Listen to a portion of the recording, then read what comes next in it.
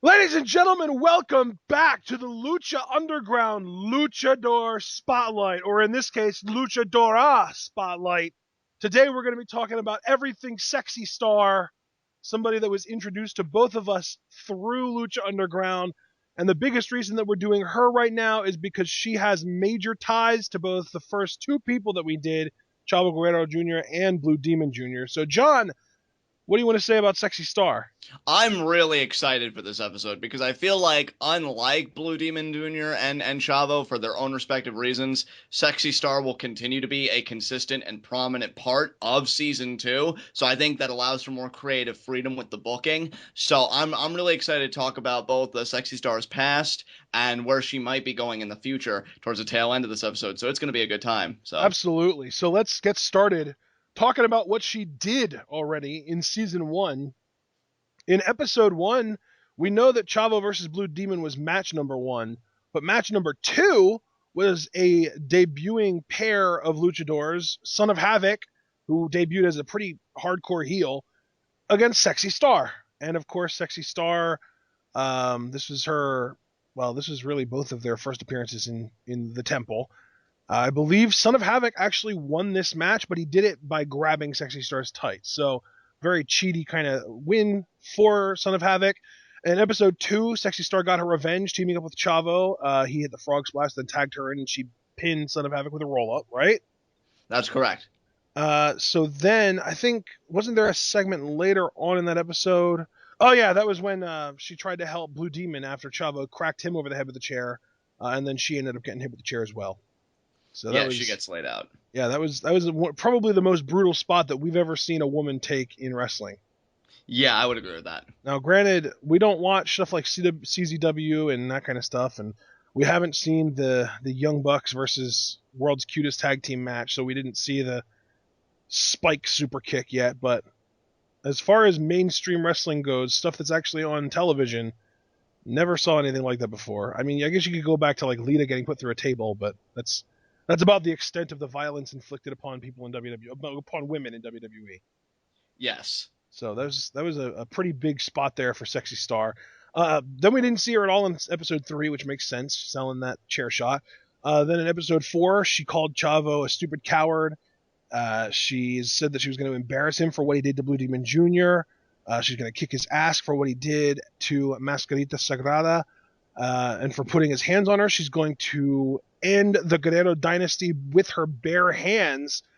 She ended up getting a match then with Ivelisse, who kind of talked down to her and told her that she was ugly because she hid behind that ugly mask and that kind of thing. And then I believe Sexy Star won this match. I believe she did as well, Yeah, she did. yes. She won with a variation of a roll up. Okay.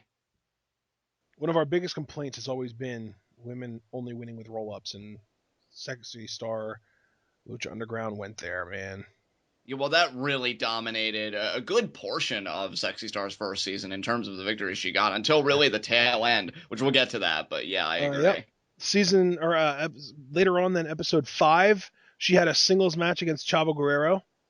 Ye- She didn't even really have a match though, because as soon as the match started, she grabbed a chair and started just wailing away. The ref tried to stop her, and she kicked him in the balls. So at this point, this was when Pentagon Jr. came out, and it kind of seemed like Sexy Star was about to get teamed up on, but then Phoenix came out to save her. And then we move on to episode 6, when we had that as our main event, Phoenix and Sexy Star versus Chavo and Pentagon. Sexy and Phoenix did end up winning that match, so again, kind of worth pointing out that she has a victory over Pentagon this early in the season. And then there was another segment on episode 7 where it was Chavo versus Phoenix, but Pentagon and Sexy Star were on the sidelines there on the outside of the ring. She basically didn't really do anything throughout the match, but she did, after the match was over, tell Chavo that she wasn't done with him and the Blue Demon was coming back. So then we can move on, just kind of trying to skim over what everything she was a part of. She was in the 10-way battle royal to determine who was going to be in Aztec Warfare, and then of course she was a member of the Aztec Warfare, the 20 people that were in that match. But then we didn't see her at all in episode 10, because Aztec Warfare was in episode 9. Obviously she didn't win. Do you remember who she got eliminated by, John? I feel like it was King Cuerno, but I don't remember. I think you're right. I believe it was King Cuerno. Yeah, because I feel like I remember him hitting her with the thrill of the hunt and then just pinning her, and that was it. Yeah. So then how about in episode 11, Sexy Star had a match against El Mariachi Loco. And this, I felt like this episode was a big step up, not necessarily for Sexy Star herself, but for Matt Stryker on commentary. This was kind of the point where he stopped trying so hard to kind of perv out on the girls. And he even had a line here where he said, "You got to throw the gender thing out the window." And it was just a big improvement in episode 11 for Stryker. So props to him for that. She ended up winning the match with a super tight small package, and it was, I even have in my notes that it was a solid match. So Sexy Star versus El Mariachi Loco, maybe a little bit underrated. Then we didn't see her again until episode 15, which was the episode where it was the crew versus her, Pimpy, and Mascarita. She ended up getting a victory here, pinning Bale, even though Pimpy and Mascarita were hurt pretty badly. Because Big Rick came down from the top of the stairs to distract the rest of the crew, and it just kind of allowed the distraction pin. Then in episode 16, she told Dario Cueto that she's sick of men trying to save her. She has a problem with the crew, and that she wants to fight them. And then he's just like, "You want them 3-on-1? Are you crazy?" And she said, "Yeah, I do." And he said, "Well, you know who else has a problem with the crew? Big Rick. So I'm going to give you Big Rick." And she was just like, "No, I don't want a partner." And Cueto was just like, "No, it's not a partner. It's going to be a fight match between you and Big Rick, and the winner gets the crew 3-on-1." So then we get to episode 17, and that match happens. Obviously, Big Rick did end up winning this match. This is the match where he didn't want to hurt her, so he just kind of grabbed her shoulders and held her down for the 3 count, despite her really trying to kind of fight out of it. But then the crew attacks, and then the two of them together, Big Rick and Sexy Star, fight off the crew. So that was a pretty cool moment where she got to kind of look badass there with Big Rick. Episode 19, we had the crew versus Big Rick in a 3-on-1 match. Like he earned it. And he ended up getting the sweep. He beat all 3 of them, but then Sexy Star helped in that she helped to get Mr. Cisco back in the ring for the final pinfall to put the match away.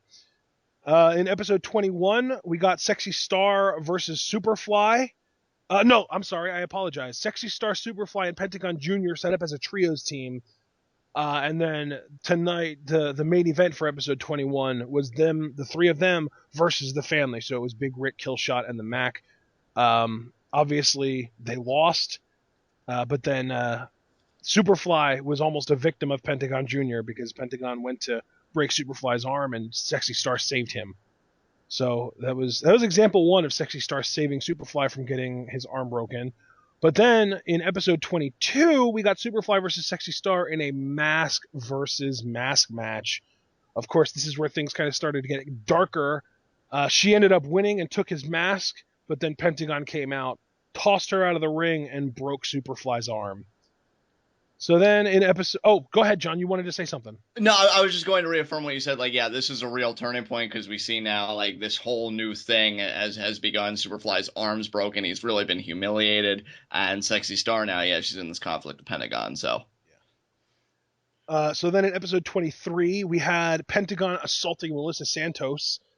And of course, just as Vampiro was about to jump into the ring to save her, Sexy Star runs in to make the save.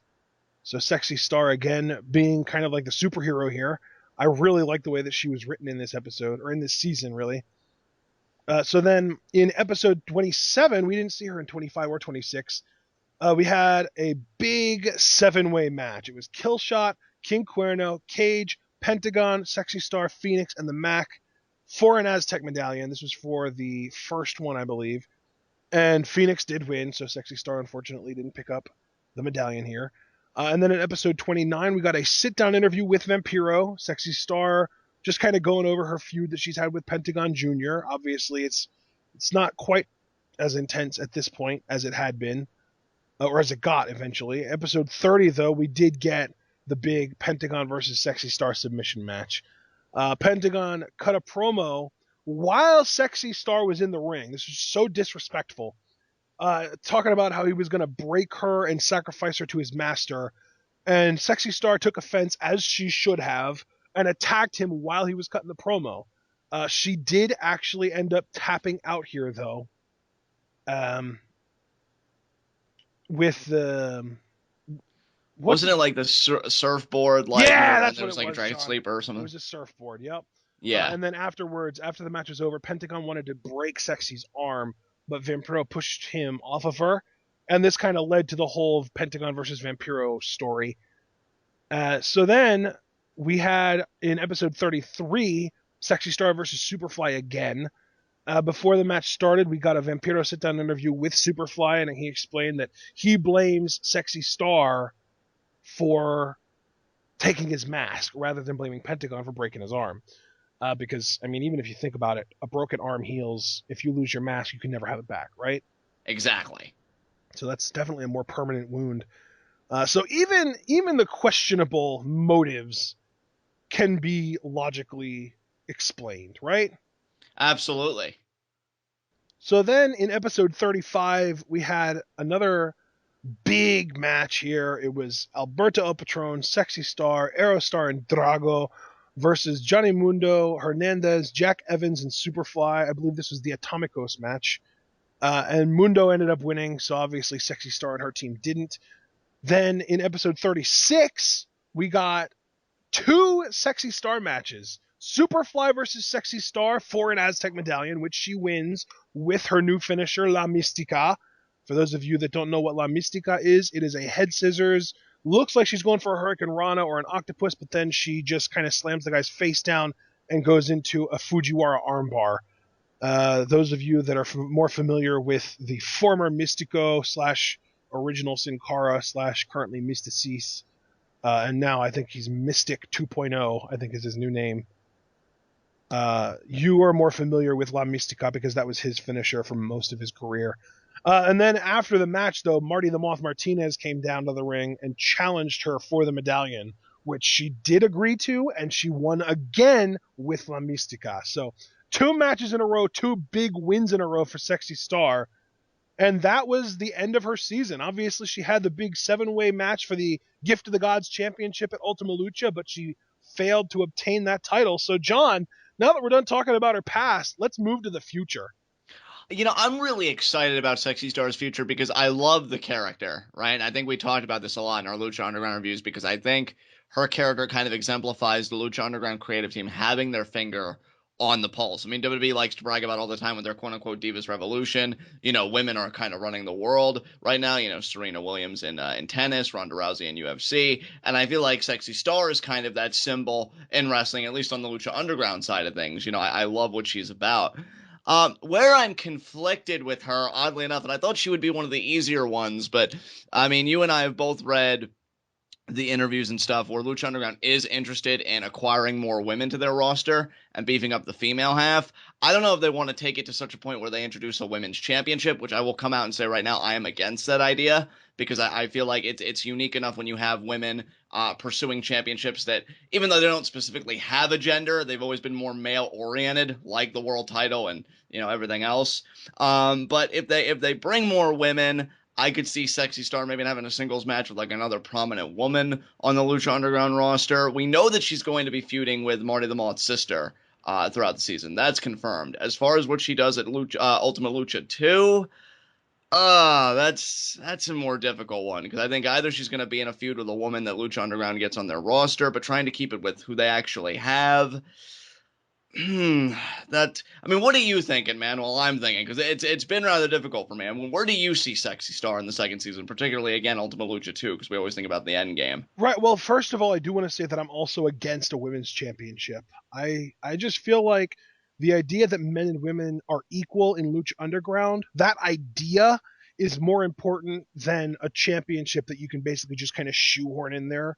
Because really, at the end of the day, if you would make a women's championship, it's because I don't feel like any of these women are good enough to be the world champion or the Gift of the Gods champion, but I want at least one of them to be able to be a champion. So let's make one out of thin air.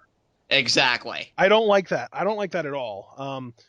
I feel like you're more worried about creating the illusion that somebody's important than actually making them important. If somebody's important, give them one of the 2 main titles. I would agree with that. Absolutely. That's my whole thing. I know there are a lot of people that want a Lucha Underground Women's Championship, I do not like that idea at all. And especially because there's no women's division. Even if you did get 5 or 10 more women in there, there shouldn't be a women's division because everybody fights everybody.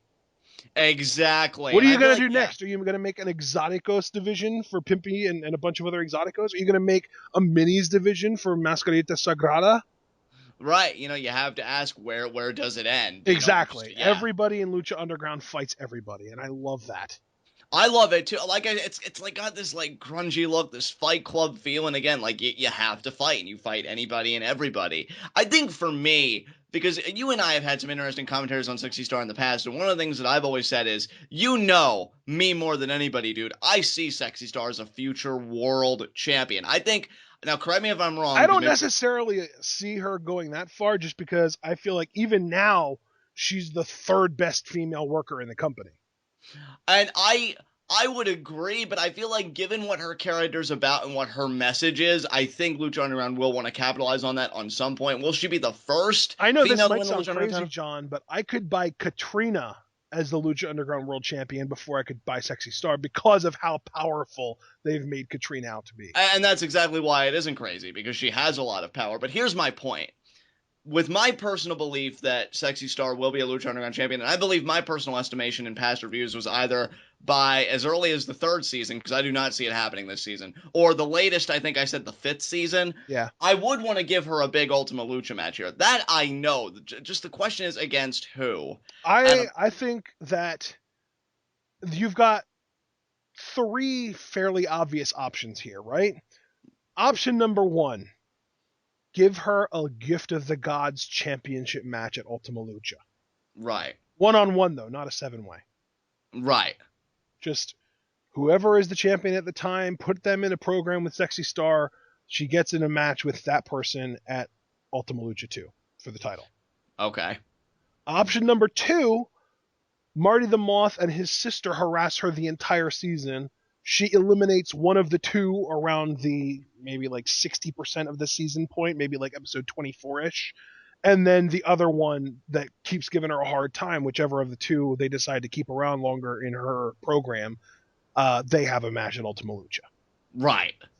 And then option 3, to me, I think it would be an amazing idea if you are bringing in more women, or even if you want to stick with the women you have, to just have her in an all-female tag team vying for the trios titles. That would be cool. I think that would be amazing. Her and obviously they would have to do a lot of work to make this actually make sense. So I'm not actually suggesting that they do this, but just the idea of her, cheerleader Melissa, and Evilise kicking everybody else's asses is amazing to me. I love that. Yeah, I mean, take it to the next level. Take it to the I mean, logical her whole gimmick is basically girl power, right? Exactly. Take that to the next level.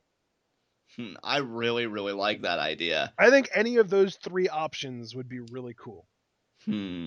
Personally, my favorite option of the 3 is for her feud with Marty and his sister, who I'm hoping is cheerleader Melissa, to just last the whole season. I don't necessarily think it'll happen because I think that it would be, first of all, it'd be really difficult to keep people interested in it for that long. But second of all, Lucha Underground likes to break things up. They like, even with Sexy Star, the first half of the season felt like it was her versus Chavo, and the second half felt like it was her versus Pentagon, right? Right. So that kind of thing is definitely an issue.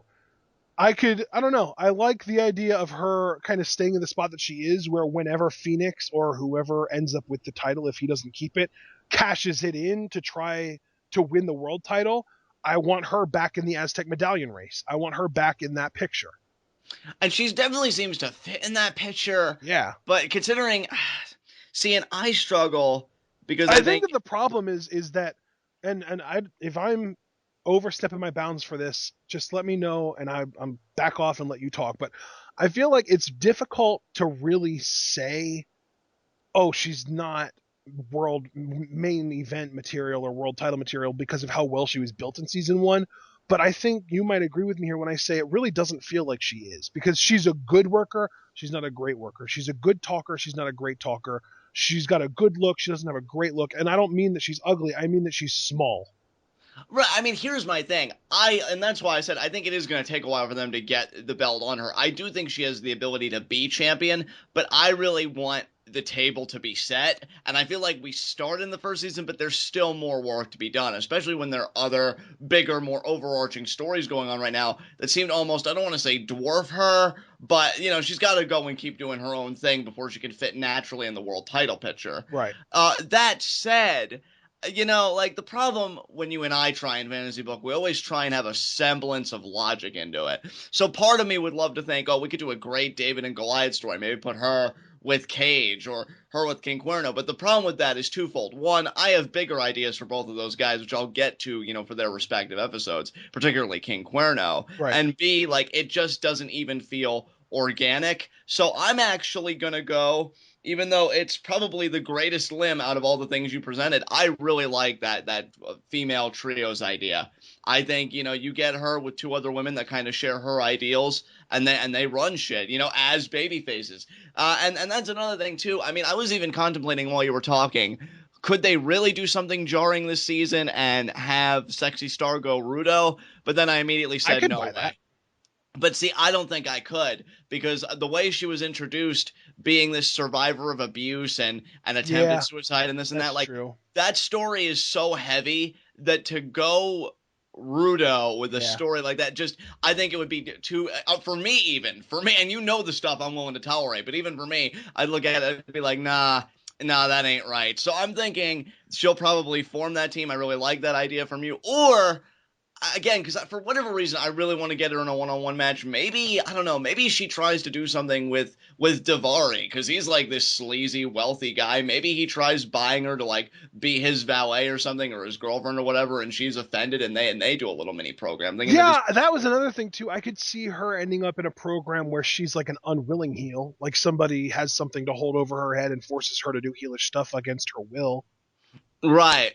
I could buy that completely.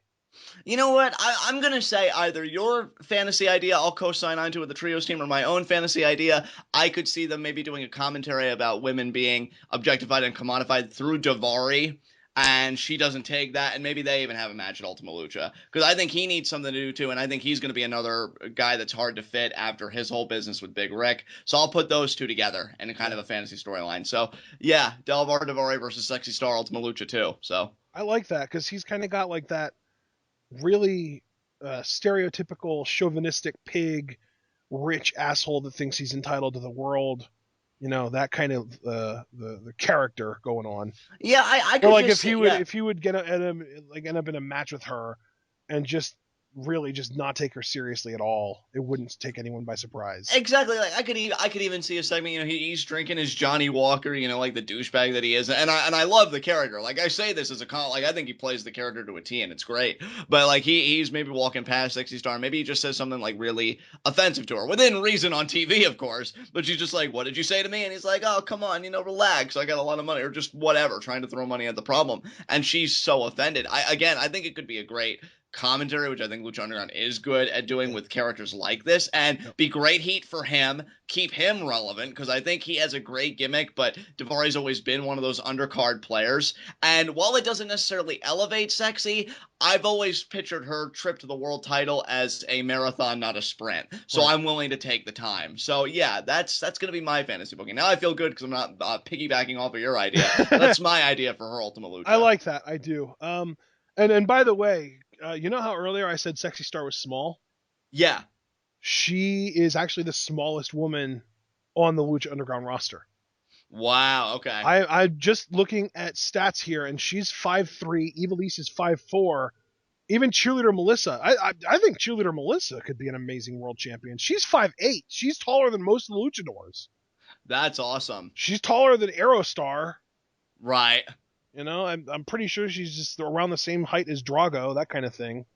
Yeah, man. I mean, that's the thing. That's why I'm glad that you and I are in agreement that a women's championship would be a step backwards, a regression for Lucha Underground, because the women they have, and I'm sure that they'll acquire, because I think Lucha Underground has a certain aesthetic that they want everybody to fit. Like, don't box them in with that division. Let them go and do their own thing. Like, Yeah, and I'm seeing I here love it. Drago is 5'9", so they're very close to the same height. Yeah, there you go. I like that, man. Yeah, absolutely. I'm going to say it right now. I think that cheerleader Melissa might be the person that I'm most excited for in season 2. I could tell, man, because when you and I have talked about her, like you've always seemed to like get that extra notch in your voice, just like really the anticipation and everything. Well, and we Yeah, always talk about how Sasha Banks is one of the best performers in WWE, right? right. I think cheerleader Melissa is a better performer than her. Wow. Let's all take note of that, folks.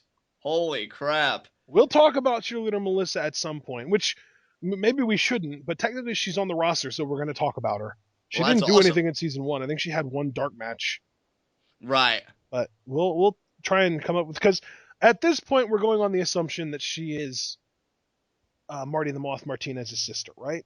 Yes. So when we talk about him, we'll just add a little thing about her, because I don't think we're going to be able to fill even 10 minutes talking about just her. Yeah. So we'll do that. For now, though, do we have anything left to say about No, Sexy Star? I'm good, dude. All right, that works. This has been fun. John, would you like to know who our next Luchadora spotlight is going to be on? And I said Oh, Luchadora, but it's going to be a guy. all right. Who is it? Who is it? Son of Havoc. Oh, yes. It's going to be great. It's going to be a good one. And ladies and gentlemen, we're changing the schedule up just a little bit. Rather than Mondays, Wednesdays, and Saturdays, we're going to change it to Tuesdays, Thursdays, and Saturdays. So instead of watching whatever you watch on Tuesdays, and those of you that watch SmackDown, I'm sorry, but you're going to have something way better than that to watch from now on. Or at least until Lucha Underground happens, and then it's going to be a good time. So we're going to see everyone on, well, not even on, just later tonight for our WWE Hell in a Cell preview and predictions. That's going to be fun. If you're only interested in Lucha Underground content, we'll see you all on Tuesday for our Lucha Underground Luchador Spotlight on Son of Havoc.